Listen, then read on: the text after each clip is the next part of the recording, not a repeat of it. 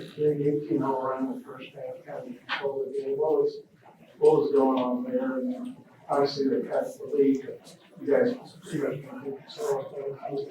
Yeah, I thought defensively, Bob, during that stretch, again, I think that we've shown, behind closed doors and then probably in the two exhibition games that we can be a team that can go on a 15-1 run or 18-0 or 18-4. We have that ability in the short stretch when we play defense. I thought our defense was much improved tonight.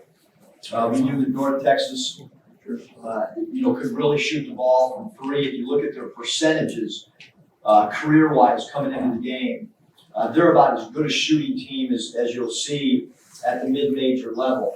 And, so we made an effort to change our defensive scheme, took away the three. They go 4 for 26 from three. Kind of got back to our first year defending three balls, staying closer to shooters. So offensively, though, we got to figure out our point guard play again. It's right now, from an assist standpoint, we talked about it, and ball's not moving quite like I would like it to right now. Coach, to piggyback off the point guard comment there, obviously Devo ran into some foul trouble today, but it did probably lead to some extended minutes for KK. Just your evaluation of his performance there. Yeah, I thought KK every day works. He's a worker. I thought he made some great skip passes for us. He's got to stay out of foul trouble too, though. That's been an area as a young player because we do want to get up in the ball. We do want to pressure. But KK, I thought, played well tonight. I thought he played solid for us, especially in that first half. I thought he tried to direct traffic for us as well. But obviously we got Chris and JD and Devo, and you think that those three guys are gonna, they're gonna play some minutes at the 1 and 2. It's hard to play those guys at the 3. So we got to try to figure out how we're going to manufacture making good decisions at that spot. And like I said last game, setting the table, there's a mentality to it. Jalen Williams, also Trey Wade being able to play today. Yeah, Nate, I did not come into the game thinking that Trey would play any more than 10 minutes. I came into the game with the thought process that Trey would play 5 minutes a half. But I felt like he was in a little bit better condition than I thought he would be after being out, although he was obviously extremely winded. But I thought he gave us a physicality out there, maybe that we lacked when he wasn't on the floor. And I also like the fact that he's played in big games. And he's just going to play his role, and he knows who he is. And so I thought he had an impact on the game for sure. Oh, Jalen, he's got back spasms. I've, whether it's NBA or 7 years in college, I've never had this many people sit out of practices and miss. We try to tailor all of our practices so that when we get to the finish line, meaning opening day, that everybody's healthy. We don't do a lot of contact stuff in October because I want guys to be fresh and healthy. So I'm a little bit, whatever on some of these injuries because we're not doing contact. But Jalen has a back spasms that have flared up, and again, I think some of the little injuries come down to conditioning as well. Because I'm only allowed so many hours with them leading up to September, whatever. September 28th, I'm only allowed 4 hours a week, and we did our mild test early. Maybe I should have done the mild test end of September instead of when I did it, which was earlier in the summer. Coach, you mentioned after the red light game, Chris Lights was a little bit behind in terms of learning the offense and everything. How has he come along? And it seemed like he gave you a spark a couple of times tonight. What did you think of his performance? Yeah, I thought Chris did a really good job. I thought our shot selection, JD got hot, and then he took a couple bad shots. Debo's shot selection's gotta get better, than what we saw tonight. And same thing with Chris. I think when you have three players like those three guys, they can go break a play and get their own shot. There's a fine balance between trying to figure out what the defense is doing and when you want to break plays, because we don't want to take away their creativity at all off the bounce, because we need them when the play breaks down. But yeah, I thought Chris, I thought the turning point in the game, I thought his steal, we needed to stop. Obviously, we weren't going to get a defensive rebound if they missed, because that was an atrocious job on the defensive glass. So I thought his live ball steal was really, really impactful, in the outcome, and it was timely as well. What did you see from Staley before he fouled out that he had some flashes on both headshots as a guy you didn't have out there? Yeah, I was a little surprised.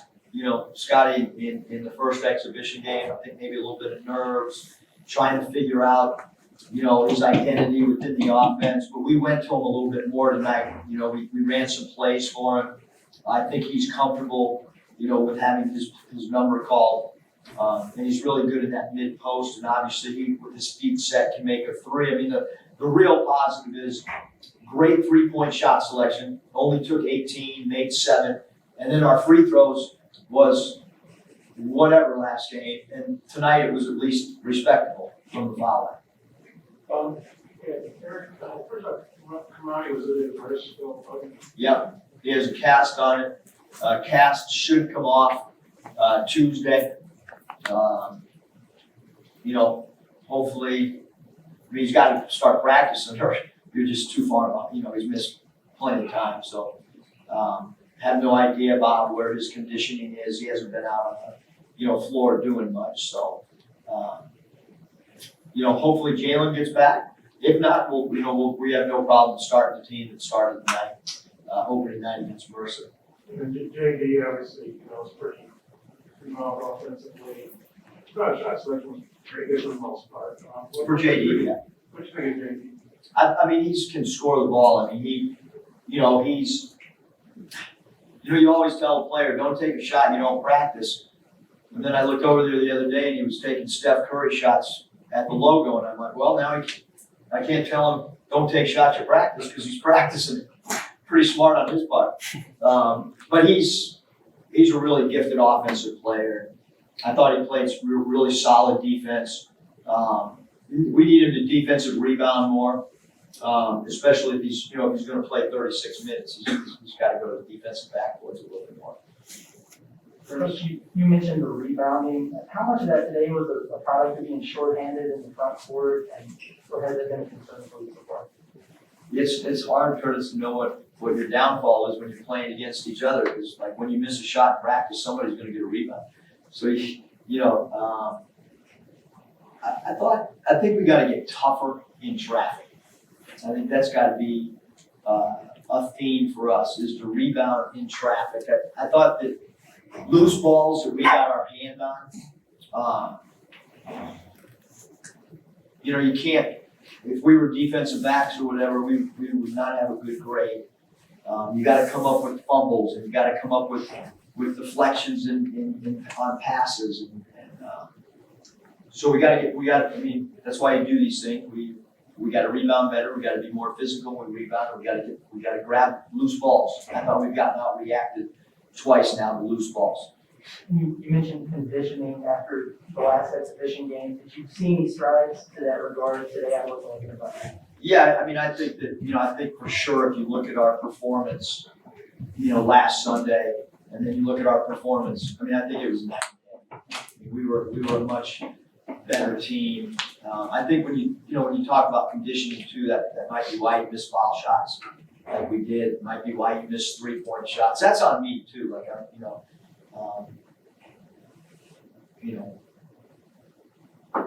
we got in better shape this weekend. Kind of what needs the most work between the practice now and like Mercer. Well, I thought we made great strides defending the 3 ball, because obviously, North Texas is a much better three-point shooting team than who we played the first game. So that was a big point of emphasis. I thought our pick and roll coverage was astronomically better.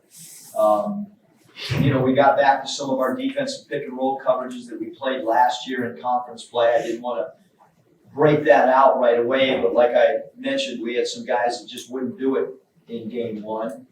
And so we conceded and kind of went with what the players were executing a little bit better behind closed doors. We didn't trap or hard show on the pick and rolls tonight. So I think we were more solid. But there'll be a lot of rebounding drills this week, Nate, and there'll be a lot of loose ball drills, and there'll be a lot of squeeze the ball and come up with it. Bob, one question. Do you feel good about how you guys handle that game situation? I think that's a three of you guys. You've never got to a point where it's the league. You're hitting free throws or shots, or you stop scoring. You feel good about that? Yeah, I thought from making a timely shot, milking the clock a little bit. I thought, because this, like you guys are watching, you know what I mean? But it's like, it is new for the players. It's new for the coaches. We're still trying to figure out, I ran a 1-4 flat with 3 different guys trying to figure out, now we've had 2 games that have been semi-close. Like, who we going to? Where's the spots on the floor for each guy? What's a decoy play? We're still trying to figure all that out, just like we were, last year for, through non-conference play, really. So this is good. We got good film. We can go back. We can study it. We can learn. We can try to get better. But I thought defensively, other than I thought in the second half, too many easy looks for them in the second half as opposed to the first half. But again, defending the 3 was a huge priority for us, but we got to do a better job chasing down rebounds. Thanks, Coach. Thanks.